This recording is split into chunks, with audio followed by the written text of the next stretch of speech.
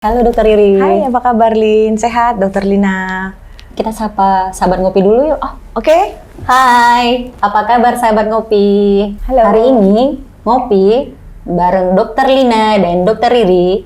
Kita akan bahas seputar kesehatan dan tips yang bermanfaat buat sahabat ngopi. Nah, bareng Dokter Riri kita akan ngupas topik yang lagi hits saat ini. Dok, saya dengar ya, sekarang tuh ada vaksin COVID ya buat anak-anak ya. Itu hoax apa gimana tuh dok? Oh iya benar Dokter Lina. Jadi per tanggal 13 Desember ada keputusan Menteri Kesehatan untuk menetapkan vaksinasi buat anak usia 6 sampai 11 tahun. Karena sudah beberapa daerah sudah mendapatkan lebih dari 70% vaksin untuk lansia. Jadi boleh dilakukan vaksin untuk anak 6 sampai 11 tahun. Jadi itu baru dikeluarkan dari Menteri Kesehatan per tanggal 13 Desember dan hari ini nih tanggal 14 ya. Hari ini kita kebetulan tanggal 14 sudah mulai divaksinkan buat anak umur 6 sampai 11 tahun di Jakarta. Nanti mungkin akan ke daerah-daerah seperti Sumatera Utara, seperti Kalimantan dan pulau-pulau di Indonesia. Nah, pasti sahabat ngopi tuh pengen tahu ya, apa itu udah resmi gitu dok? Apa masih wacana atau gimana tuh ke depannya tuh?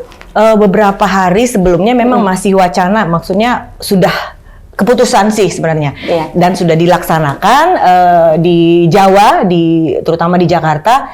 Hari ini per tanggal 14 Desember sudah diberikan itu Dok Lin. Jadi benar adanya berita ini, jadi nggak hoax lagi.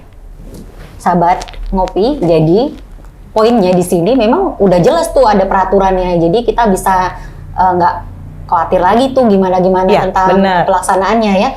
Tapi yang menarik nih dok ya, kan banyak tuh jenis vaksin. Ada merek A, merek B ya, ada Sinovac, ada Pfizer ya.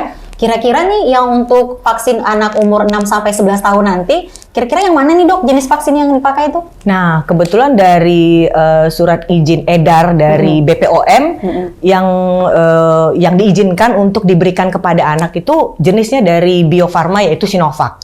Karena sudah dilakukan uji klinis di Cina, udah ada uji klinisnya ya. Sudah ada uji klinis. Jadi sekitar 1.050 anak sudah divaksin dan tingkat keamanannya sangat-sangat baik. Jadi yang masih diizinkan sih masih merek Sinovac gitu. Jadi masih kayak kita pertama-tama dulu Dok Lin. Jadi dapat Sinovac dulu. Ya masih baru satu dari beberapa vaksin yang direkomendasikan buat anak umur 6 sampai 11 tahun. Bener ya. Jadi sahabat ngopi, jadi dalam vaksin ini kita perlu tahu tuh keamanan ya, terus manfaatnya. Benar. Kira-kira ya dari yang tadi yang disampaikan ya, Sinovac, mengenai dosisnya gimana dok? Pada pengen tanya tuh nanti sama kita ya, karena nih bakalan kedepannya makin rame nih ya. Udah antusias ibu-ibu yang tadinya anaknya masih 12 tahun kurang 3 bulan ya. Jadi 12 tahun 3 bulan, 12 tahun tuh pada kesel nih dok umur jadi untuk vaksin anak ini ya sama seperti kita juga dapat 2 dosis. Jadi 2 dosis ya. 2 dosis disuntik sama juga di intramuskular di lengan kiri kanan atas dengan dosis 0,5 mili. Nanti jaraknya untuk minimalnya, jadi interval waktunya 28 hari untuk dosis kedua. Jadi masih sama seperti kita. Dan efeknya sih biasalah ya, seperti vaksin atau imunisasi anak biasa, mungkin ada timbul kemerahan, mungkin timbul gatal atau iritasi. Mungkin kita lebih spesifik nih ya dok ya. Mungkin ya kekhawatiran moms di rumah ya bisa terjawab. Nah kira-kira dok efek samping ya, terus apa sih yang mesti diwaspadai sebelum vaksin? Misalnya tuh anaknya nggak boleh demam dulu, perlu dicek suhunya, atau perlu ke dokter anak dulu dok? Iya benar-benar. Mungkin bisa dibagiin tipsnya tuh dok. Jadi sama seperti vaksin anak usia 12 sampai 17 kemarin ya, tetap keputusan menteri tadi tetap dibarengi satu protap ada kayak isian gitu ya untuk mengukur. Jadi ada checklist ya, Dok? Ada checklist ya, benar. Ya. Form checklistnya. Jadi nanti ada data pribadi, kemudian ada pemeriksaan klinis. Jadi screening namanya, Dok Lin. Jadi kita perlu ke dokter anak atau ke vaksinator aja? Nggak usah ke vaksinator karena di situ nanti akan disediakan dokter anak atau tenaga medis yang akan memeriksa.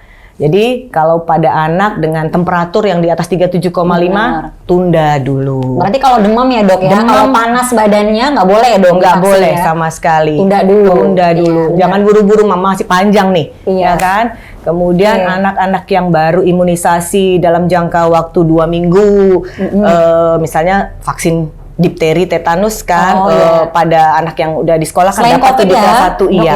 Iya, selain COVID ya. Iya, baru mendapatkan itu 2 minggu atau kurang dari 2 minggu, tunda dulu, tunggu dulu 1 bulan.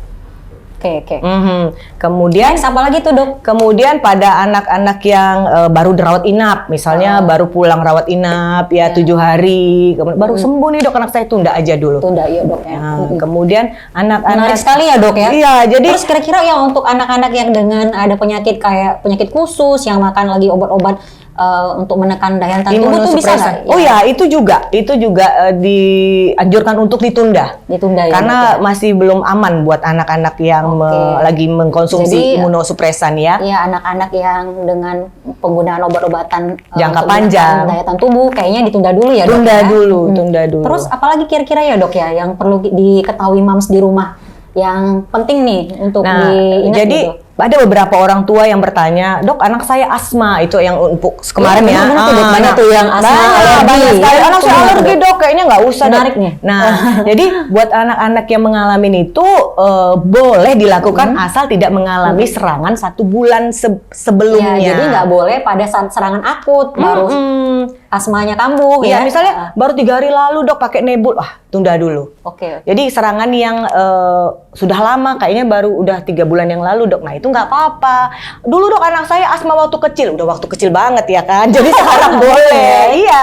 Tuh orang tua kecemasan yang berlebihan juga. Tapi makanya perlu juga dikonsultasikan ke dokter spesialis anak atau nanti mungkin ke tenaga kesehatan yang ada di vaksinator yang ada di lingkungan. Sebelum datang ke tempat vaksinnya ya, Dok. Jadi mereka yang sudah ada penyakit penyerta ya, misalnya kayak asma, ada yang dengan penyakit-penyakit tertentu yang memerlukan pengobatan lama ya, obat-obat menekan dan tubuh itu perlu dikonsultasikan ke dokter yang merawat ya, Dok. Iya, sebaiknya ke dokter pribadi anak. Biasanya orang tua punya tuh ya, dokter-dokter pribadi. Untuk mendapatkan rekomendasi apakah anaknya sebaiknya divaksin atau ditunda dahulu. Benar-benar. Nah, kira-kira ada yang mau disampaikan nih, Dokter Riri, tentang keamanan dan efikasi vaksin untuk berikutnya ini? Untuk saat ini memang vaksin sangat dianjurkan untuk mengurangi penyebaran coronavirus ini ya. Karena dengan vaksin terbukti nih, udah berapa bulan saya nggak terima pasien COVID ini, Dr. Lin. Dr. Lin masih terima nggak? Kayaknya udah menurun banget ya. Udah banget kan? Menurun banget nah, jadi vaksin memang vaksin memang satu-satunya adalah untuk memangkas penyebaran COVID-19. Jadi buat mama-mama yang anaknya kemarin ada yang, kapan sih, Dok? Nanya terus nih, kapan anak umur 6?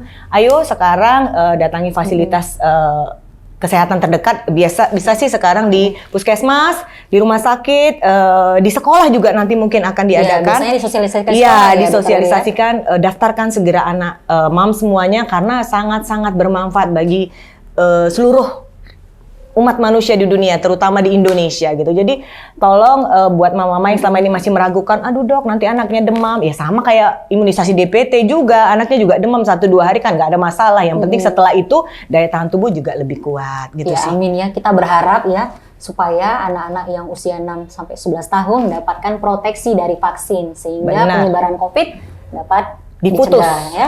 Iya. Diputus ya, Dok. Iya, rantainya kita putus nih. Ya. Dan tetap prokes tentunya ya. Kita harus ingat bahwa memang prokes yang dan disertai vaksin akan mengurangi penyebaran corona ya. Apalagi sekarang nih ada yang Omikron ya. Jadi kita benar-benar harus jalankan program vaksin ini ya, program pemerintah ini ya untuk anak-anak usia 6-11 tahun. Kira-kira Dokter Riri Ada tips lagi nggak kira-kira yang mau disampaikan selama masa vaksin pada anak ini? Ya, selama masa vaksin ini tetap upayakan untuk tetap menjaga prokes ya.